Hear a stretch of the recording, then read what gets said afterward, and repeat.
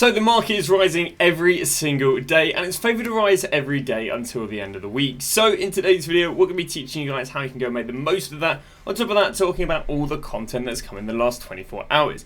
But before we do go and start, if you guys are interested, we do offer a daily subscriber trading guide over on Twitch, which you can get for free with Amazon Prime. All you got to do is click on the top link in the description and subscribe over on Twitch. It is free with Amazon Prime. If not, it's £5, €5, or $6. In there, you'll receive yourself daily updated trading guides, including daily updated data for trading and daily updated investments. Some recent investments we recommended were Cucurella, who we recommended last week when he got down to 1.5k. Well, he's up to 3k, and Rashford, who we recommended with Division Rival Wars last week for 3k, and he's up to 5k and favourite to keep on rising.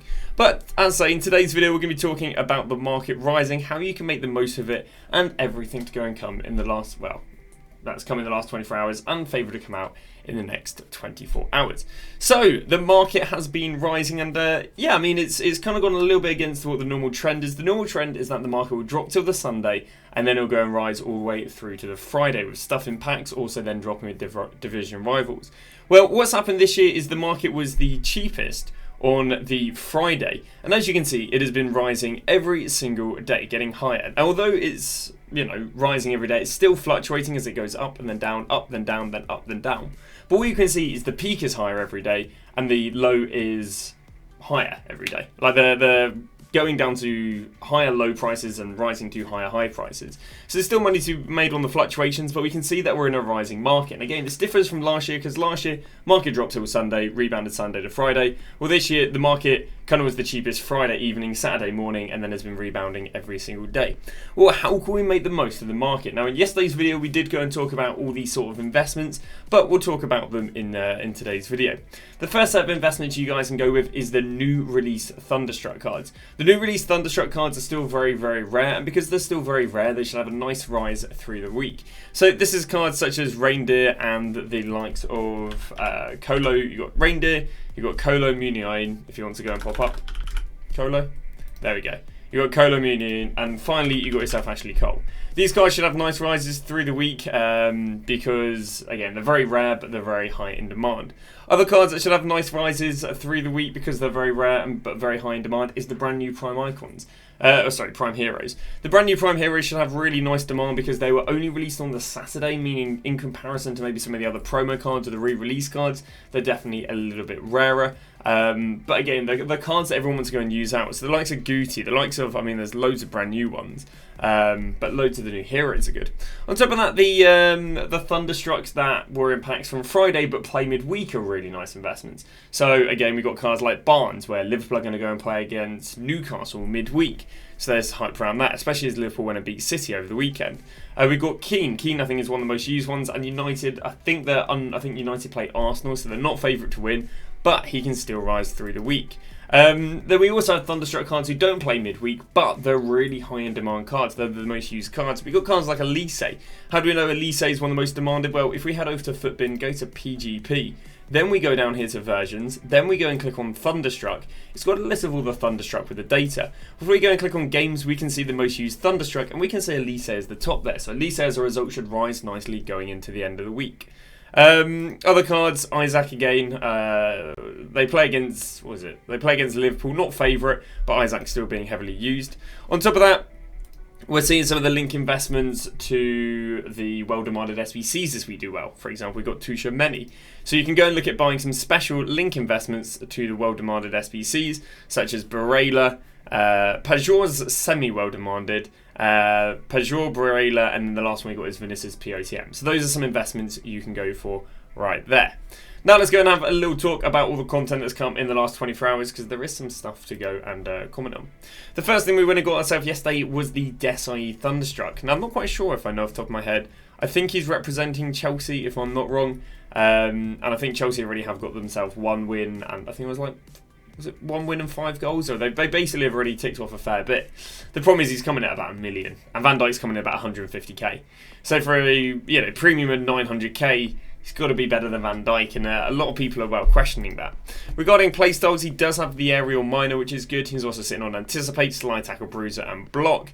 So yeah, not too bad. Power header, I mean, it's more of an offensive one, but yeah, I guess you've got him as your target man on corners, then that can also be favourable. Stat-wise, obviously, not looking too bad, but not looking too insane. Obviously, he's got near 90s on his defending and physical, which will go to 90 with an upgrade, and he's got himself 83 pace. So, again, it's not bad, but is it a million? Is it throwing a million coins into untradables? Probably not. Well, how did the market react to this? I've got a few different centre-backs seeing how they reacted to it. So, before Desailly came out, Carlos Alberto was 1,040,000. Went down 40k, but then kind of rebounded back up again. Now he's down a little bit at the moment. Well, I say he's down a little bit at the moment. He's actually the same price. So Carlos Alberto doesn't even know that he dropped. The likes of Van Dijk definitely got panic sold going into it. We can see he went 154k and went down 10k going into it. But as soon as it came out, he then rebounded. And since, he is basically back up to everything he was before. We move on to Cannavaro, another icon who was 340k before he came out, did go down to 300k yesterday, and is still down at 300k. So he's down at the moment, but can you credit a 300k centre-back dropping because of him? Or is it probably more likely the hero packs and stuff like that would have dropped him? Something like Lucio as well. Lucio, before he went and came out, was about 740. Lucio is currently coming in at about 740. Again, slightly down, but nothing too insane, and you can more maybe credit it down to the hero picks than you would to the likes of Desailly. Final player, Arahio, before he came out, was going for 690k, and he's 700k. So again, across the board, we're not really seeing much movement on centre-backs, dropping for the likes of being replaced by Desailly. We then get ourselves Pajor, and yeah, Pajor's coming in with quite an interesting card. Let's drop that right there. Her playstyle's coming in with a Rapid Plus. She's got herself Finesse Shot as her playstyle, as a shooting playstyle. She's got Technical, she's got, Acrobatic and Relentless, not the most desirable on forwards. Coming in with her player role, she's got herself an Advanced Forward. I'll be honest with you, there's literally, there's ways to work the vast majority of the striker player roles. So, Advanced Forward, personally I run a 4-4-2, so it works pretty nicely for me right there. But 90 pace, 91 shooting, 91 dribbling, looking very, very nice. Obviously, those cards can be upgraded. The main minus for her card is that, one, she is 5'6". And the second one is that she's got a weak foot. Obviously, having a low weak foot in the forwards is probably the least desirable position to go and have a low weak foot, and of course that doesn't get upgraded. Obviously she can go and get herself +1, can go and get herself 2 minor playstyles, can go and get another role ++. So yeah, I think it's really nice. If she fits into your team easily, I think this can be really, really good. That to add to, if you guys don't know, we are going to be getting ourselves a Patry POTM today on the Monday, so that can also be a nice little link up to her. So yeah, a really, really cheap card as well. She's coming in at 136k. Not looking too bad. What's she done for her link investments? Well, before she came out, we can see that Hansen was 260. Poster coming out, she's still about 265. But Hansen's had a rough week this week. Our pack cards like Pina, again, we did recommend these. Did we recommend these? We recommended them last night. Pina, before she was out, was 103. Then we're up to 112, and she's up to 115. And favour to keep them rising, especially with the likes of Patry coming out. We can then see Inigo Martinez, which again, before she came out, he was going for about 60. Then went up to 61 last night, and that's actually is up to 70 and continue rising through the week. Rafinha, same thing. We can see Rafinha before she came out was 66k. Since went up to 74, and this morning is up another 6k up to 77.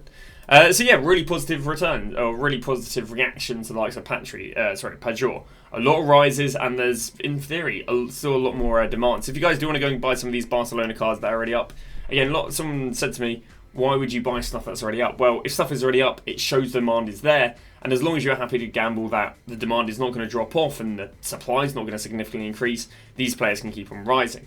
Well, the reason I bring up supply being significantly increased is because obviously the likes of Rafinha, only Rafinha actually in form card, is still in packs, so his supply can heavily increase on Thursday morning, but between now and Thursday morning with Div Rivals, he should continue rising. And then what you do is you're going to go and sell him back Wednesday afternoon, he drops Wednesday evening for the anticipation, drops Thursday morning Div Rivals, and then will continue rising through Friday. So yeah, just a little trend there with something that's in packs. Whereas something like Pino, who isn't in packs, won't really drop because there's no increase in supply, meaning she can continue rising through to Friday midday, which should be our peak.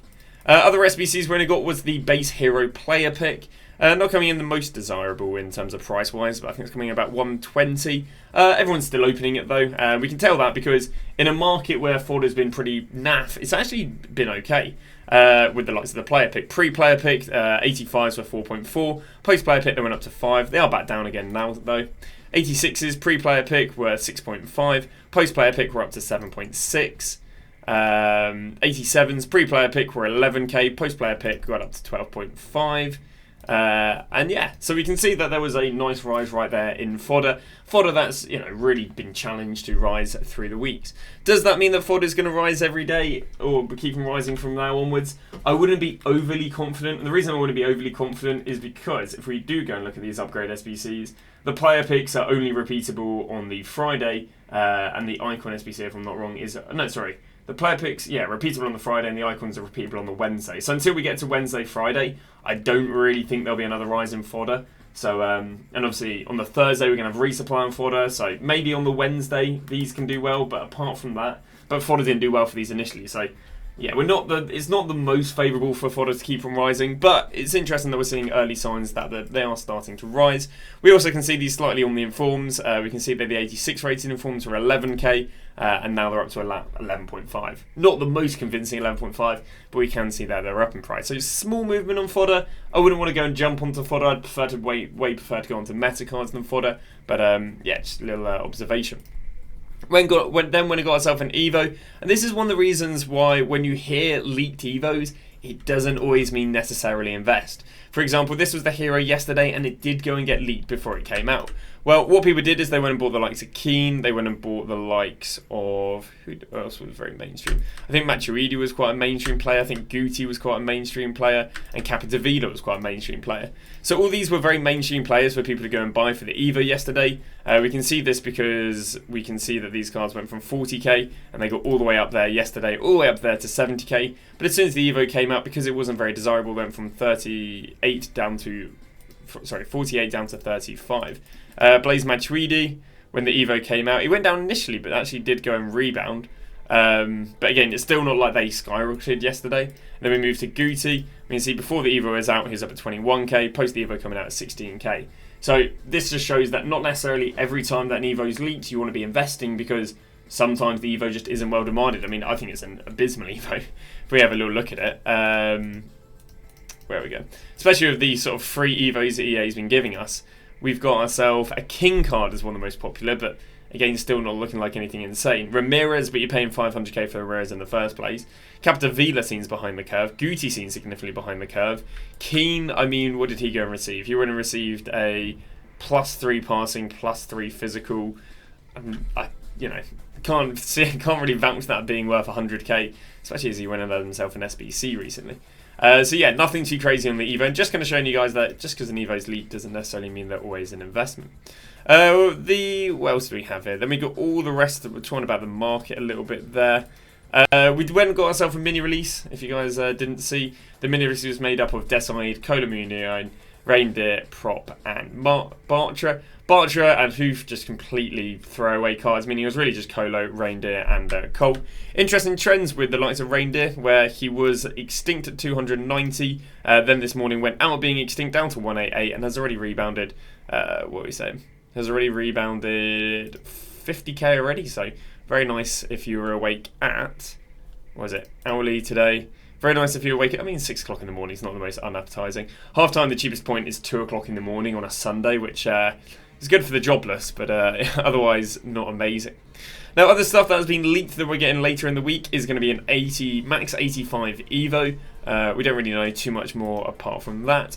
Also, we've got ourselves Raul coming, although they're not telling us the price, but if Raul is anything to go by Desailly, can't imagine it'll be too desirable.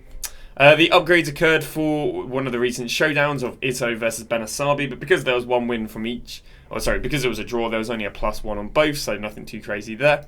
And finally, we do have ourselves another SBC coming of the likes of Zaha. So, lovely. I can't imagine Zaha would be... He's got 5-star skills, but I can't imagine he'll be too desirable, especially if they're going to give him these stats. He would have to have significantly better stats.